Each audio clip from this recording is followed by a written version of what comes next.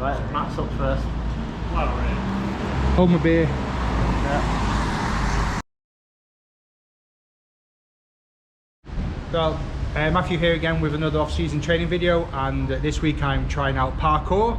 Just a bit of a disclaimer first, I'm not on any rooftops where I shouldn't be, and we've trained people with a lot of experience, and I recommend that's one of the things you do first, is Google a local group that are experienced in doing this. They will be able to talk you through the basics like I've done and that you'll see in the video. So there's nothing too extreme here, so all those that you watching this now expect me to fall on my face and injure myself, not this week.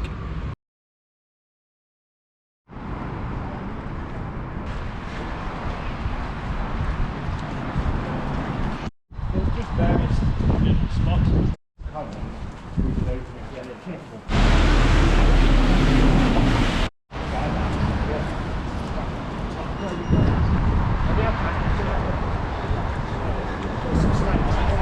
That's it.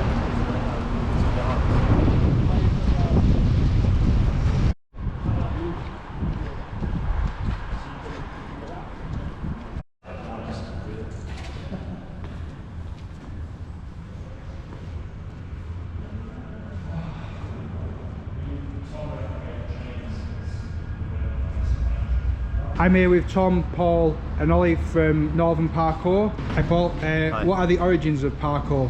Parkour started in France maybe 25, 30 years ago with a small group of friends in a suburb of Paris called Nice. And what started out as kind of a childhood game turned into something a bit more structured.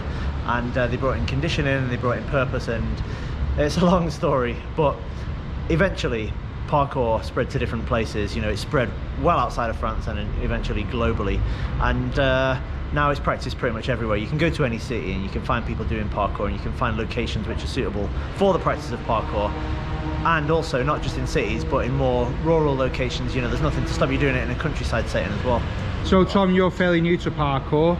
How did you get started and what have been your biggest learnings so far? Well, I guess I started about a year and a half ago now, so it was one of those things that is like, I've always wanted to do it, but I never really had the people to do it with, and then I found Northern Parkour and I just started doing it. I really enjoyed it, but I'd say as a beginner the do's are just be safe all the time, be as safe as possible, and don't do anything that's, you know, that you're not sure about. Just always remain within your safe limits, capabilities, and then from that, let that be your foundation and just build up from there. And the more your capabilities will grow, the more your mental sort of side of things will grow, and then just take it from there, I suppose. So the next one is, why should baseball players train like parkour athletes? You know, whether it's baseball or any other physical activity, I could try and go into detail about which muscle groups you use and blah blah blah, but really it's the mindset that you can take from it. It's a mindset of wanting to be better. It's a mindset of trying and not being lazy and being committed and self-driven. That's the thing that you can take from it. Parkour is non-competitive. You're not competing against anyone. It's not like any other sport where you are, you know, sports have fixed rules. They have a fixed structure and a scoring system and a fixed time and some kind of measurement system of how well you've done. Parkour doesn't have that. But nevertheless, you can take the mindset which you gain from the practice of parkour and apply it in sports and in everyday life. And also plyometrics. One thing about parkour, there's no disadvantage to being in shape. I can't think of one. And so why not practice something which is essentially a full body workout? That's a term which you get, you know, advertised to in different places. Oh, come to this gym, come and try this boxercise class, it's a full body workout. Come and try kettlebell, it's a full body workout. Maybe they are to some extent. Parkour is definitely that, but you can choose how you want to train, you know. So obviously precision jumps are very quad heavy, and we're pretty quad dominant in the way we've trained. That would be fair to say, wouldn't it? But you know, there's a lot of upper body, there's a lot of grip strength, there's flexibility if you want it to be there. People tend to find their own way into different patterns, I suppose, and you tend to practice, there's a tendency to practice stuff that you're good at, but you've got to try and push yourself out of that and practice stuff which is uncomfortable. So if you go to a parkour session and you see someone succeeding at 100% of the stuff, that's not a parkour session, it's a showcase session. it should be a notable amount of the training should be failure in a controlled way, you know. And if you can feel yourself aching afterwards, great. So if I aim for like, Yeah. That's actually really good. Yeah. So the only. Yeah, that's good.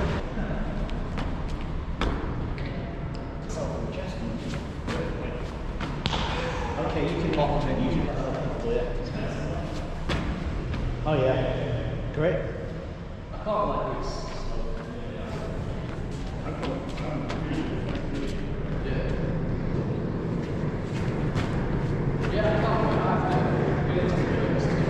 Like that.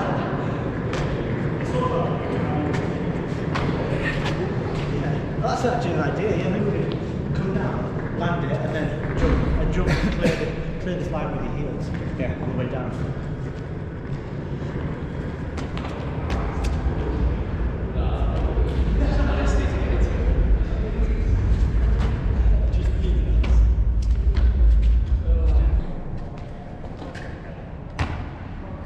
I landed on my ass, missed the hands completely. I think I've missed one, but then you sort of save it. Yeah, I mean, you're more likely to miss on a rail than a solid. Yeah. I'm not sure I've... Alright, I don't put... Like, you'd be side arm, one hand on, the inner leg probably goes over, and then you try and maintain your body position, so you try not to rotate, and the second hand comes out to correct it. Like that. Push straight open, really good. Yeah, like that. And the only thing that you can refine there is to try and get your hand on the second hand up sooner. Yeah. You just kick it, like, first roll like this, or like... Watch out! I don't do it. It's weird. That's how much I do. Watch how bold is it? See, look. What's that? In leg first. Okay, so this is a very basic arm jump. Everything we're doing today is really scaled back because it's shit weather. So we're just doing what we can, you know. So an arm jump is this. Incredibly small version of it. It's like a precision takeoff, but you grab it. very, very, It's a bit low. I mean, he's lower than ideal.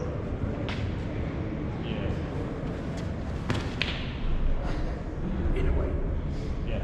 I struggle with that sort of thing. Yeah, just a little step into it at first. Even if it's like that, just get used to what it's like to hang up there. Just shoelace. Yeah. Oh, yeah, 2 steps. Yeah, it is weird. Like I've literally been doing it for 10 years. So you.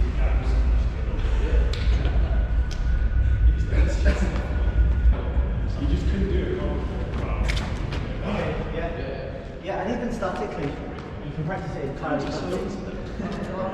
It's annoying because it's like, And you put these hands across. for us, like, it's so easy. You jump up, it's just like, I've always wanted to, but I've never known. Yeah, that's it. That's it. Do you remember that?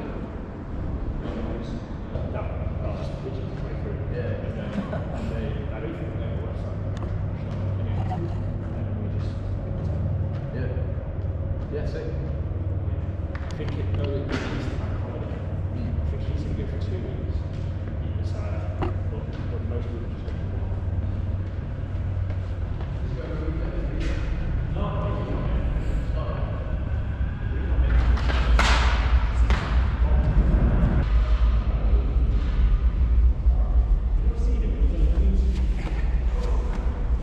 So it's a really big one.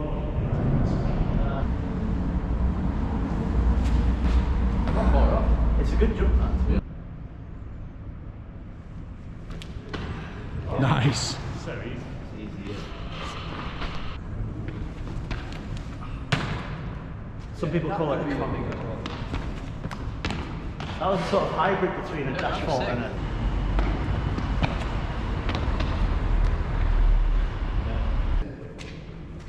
Try to think that's how much. 2 feet, what? Going over it. Actually do that. It's going to get stuck in your head. You know how you do it with 2 feet? You do that, but you turn round. You can also use your hands as well. It's better to collapse than try and stick it and twist. There you go. Yeah.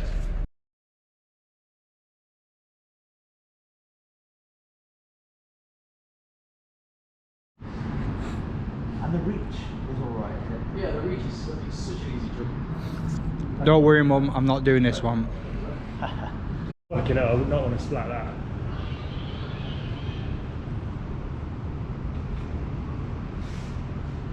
Just make sure your feet are dry.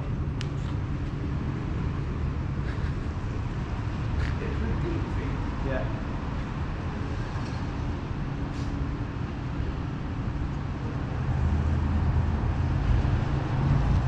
Alright, it's easy, isn't it? It's so easy. Only trouble is. So you have it, that was my feeble attempt at parkour. I hope it kind of inspired people to give something new a try.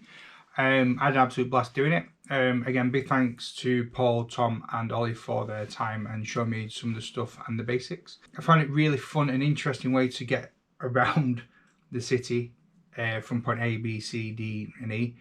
Maybe this could become your preferred method of transport to baseball, but I don't know how you'd be able to do much of it with all the equipment. But I found it really fun how it's another natural way to train the body. You know, just what you've got is what you use. You know, leaping, running, vaulting, climbing, and you never know, by the age of 45 I might even be able to land a flip. So yeah, it was exciting to try something new and to give it a go. I was actually quite surprised at how much I was able to do in my first attempt. I honestly thought that my age and my condition and my ability would hinder me right away, but the others that were there with me, they're real supportive and they were giving me confidence to try things and encouraging me to push and try harder. So again, it was really good. I think once I got over my initial phase in my head, I was able to do a bit more. You know, if you're going to give this a go, the advice that I've seen out there is invest in a decent pair of trainers, something that's grippy and shock absorbent. Get something comfortable to wear, so you should be able to move freely and quickly and not feel restricted. I wore climbing pants on the day, which I picked up for a couple of quid from TK Maxx. You know, you can find athletic wear anyway. You might even already had the stuff in your wardrobe. But you know, like a moisture wicking top, something to take the sweat away. You might even find like a regular cotton t-shirt does the job. If you're starting out like I did, I wore my running shoes I've had for ages and I feel fine today. Definitely recommend, as I said at the start, doing this in a group or in a pair. A partner will keep you motivated. The more experience that they've got, they might be able to teach you something, and also there's someone there in case there's an emergency. And before you go darting like from garage to garage, why don't you try mastering something in a park or a safe, close environment first? Because to be honest, grass stains are easier to wash out your clothes than mending a broken leg. More advice and safety tips, I think goes out saying you stay off private property. The police are not going to look at you and go, "Oh mate, that was amazing, like do a backflip, shows your skills." You know, if trouble does find you, be polite and just move on, get out of the way. Few people understand the purpose of what you're doing, and you know, that's fine. You know, start off slow like I did. Don't tackle an obstacle that you think you might be able to do, or you may injure yourself. Your nerves may get the better of you and get the better of your landing. And even if you think that you're not getting hurt, you may need to think about some of the long-term effects on your body. You know, you need to condition and make your body used to doing certain things without overstretching and bruising it. And start exploring what your body's comfortable with. How high can you jump? How quick can you get into a roll? And you will find the techniques to start with and the techniques that you need, will develop along time. It also helps you to develop and gain awareness of your body and your body control. Like Paul said in the interview as well, you know, a lot of parkour is mental, and if you're playing baseball, you know how important that can be. So I look at some more advice on parkour.uk. They're saying that select appropriate training areas, be respectful of your surroundings, check your surfaces and structures, leave the area you're training in as you found it or tidier than it was. I've heard that before. Be courteous to members of the public and other practitioners and those that are around you. Think of the health of your body both in the short term and long term. Appropriately assess the level of the movements being performed against your own skill level. Train in an overall safe and helpful manner.